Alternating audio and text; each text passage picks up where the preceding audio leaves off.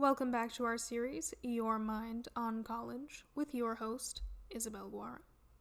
Today we're coming at you with episode 2, which is all about majors, minors, and everything in between.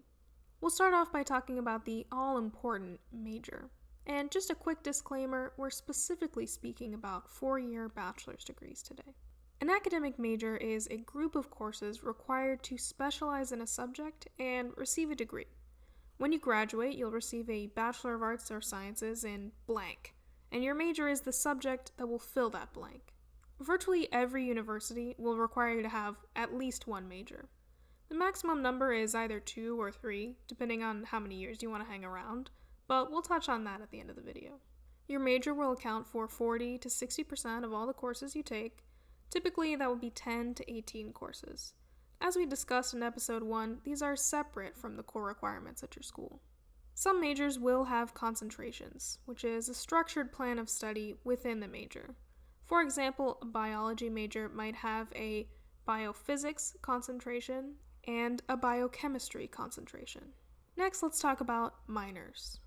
An academic minor is an area of secondary focus for your degree. You're not required to get a minor, and the maximum is probably around 3 or 4, but that is pretty unusual, which we'll touch on in a minute. A minor will account for 15 to 20% of all your courses, which translates to about 5 or 6 classes. And finally, your minor does not need to be related to your major. You could major in criminal justice and minor in East Asian studies if you wanted to. Finally, let's quickly debunk some myths about majors and minors.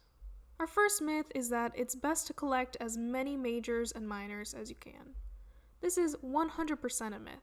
The vast majority of college students graduate with just one major and no minors, and that's it. Declaring multiple majors and minors without having a strong passion or a clear focus for completing them will reduce your flexibility in choosing courses and can restrict the kinds of ideas you come in contact with. Our next myth is that you can only get a job in the field that you majored in. This is probably the most prevalent myth among incoming freshmen.